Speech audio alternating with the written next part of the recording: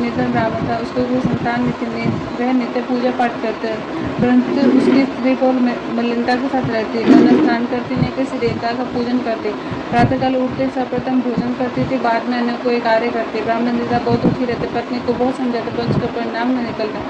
भगवान की अनुकंपा से एक समय उस ब्राह्मण की पत्नी गर्भवती हुई और 10वें महीने सुंदर कन्या को जन्म दिया। निर्धन ब्राह्मण कन्या के जन्म से बहुत दुखी हुआ। धीरे ब्राह्मण की कन्या बड़ी होने लगी।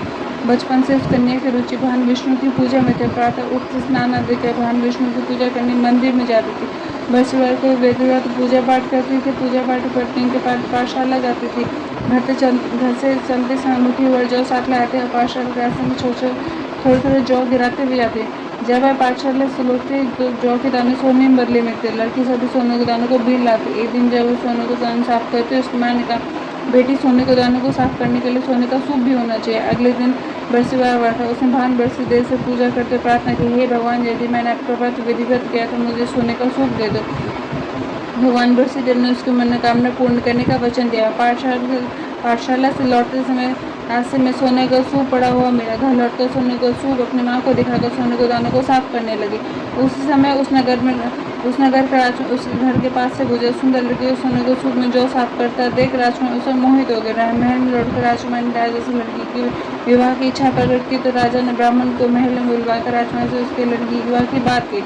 ब्राह्मण तैयार हो गए। धूमधाम से लड़की का विवाह राजकुमार से हो गया। दुल्हन बनकर ब्राह्मण की लड़की महल चली गई। लड़की चली आने से ब्राह्मण फिर से निधन हो से कई दिन तक भोजन नहीं मिलता था। बहुत दुखी होकर ब्राह्मण एक दिन अपनी लड़की के पास गया। अपने पिता से निर्धनता का समाचार सुनकर बहुत सा धन देकर पिता को विदा की। उस धन से ब्राह्मण के कुछ दिन तो आराम से गुजर गए। जल्दी फिर भूल को मरने की हालत होगी। ब्राह्मण अपनी लड़की से धन लेने के लिए फिर महल पूछा। लड़की ने पिता की बुरी हालत देखकर कहा, पिताजी, आखिरकार आप कब तक मुझसे धन लेकर जीवन यापन करेंगे? आपको ऐसा उपाय क्यों नहीं करते जिससे आपका घर संपत्ति से भर जाए?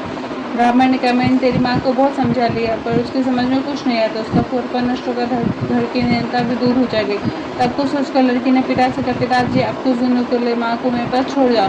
तब को सोचकर ब्राह्मण पत्नी को लड़की के पास महल में छोड़ा। लड़की ने माँ से कहा, माँ, तुम प्रातःकाल उठकर स्नान आदि करके भगवान बरसीदेव कि विष्णु जी की पूजा अवश्य करना। पूजा करने से तुम्हारी निर्धनता अवश्य दूर होगी। लेकिन उसकी माँ ने कोई बात नहीं मानी। तब क्रोधित होकर लड़की ने माँ को एक कक्ष में बंद कर दिया। उसने जबरदस्ती उठाकर स्नान कराया और फिर मंदिर ले जाकर भगवान बरसीदेव की पूजा कराई।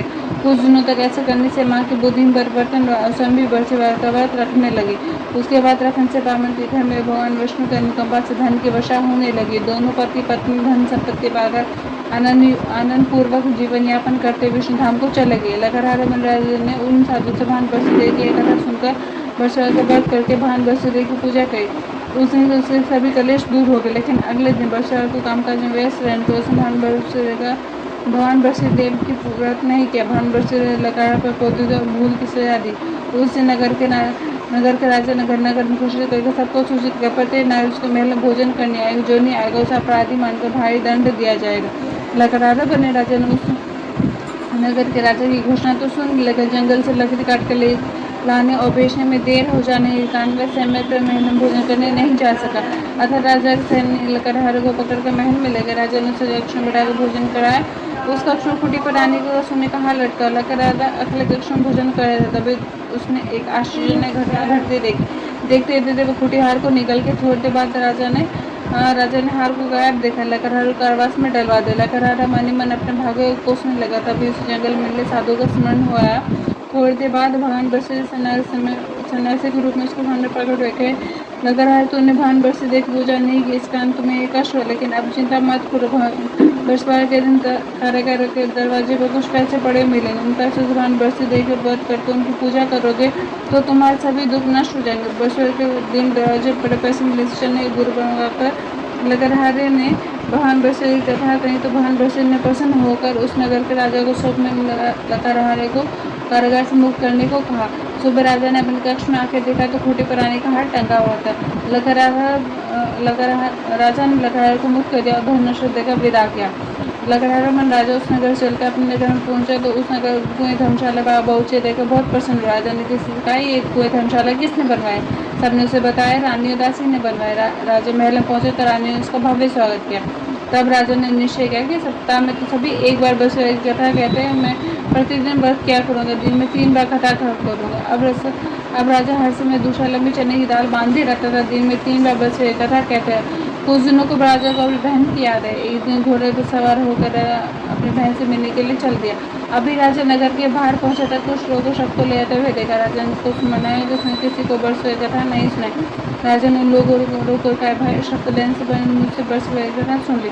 लोगों ने राजा पर क्रोधित तो पागल तो नहीं। कुछ बड़े बूढ़े लोगों ने कहा, सर भाई साथ चलते रहते, तुम अपनी कथा भी सुना लो।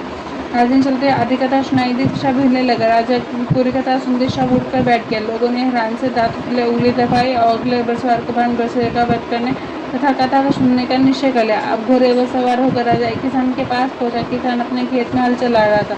राजा ने कहा, अरे भाई मुझसे बस कथा सुन लो। किसान झुंझला कर बोला, अरे भाई देखने जितनी देर में तुम्हारी कथा सुनोगे उतनी देर पूरे खेत में हल चला लूँगा। राजा निराश होकर चल पड़े।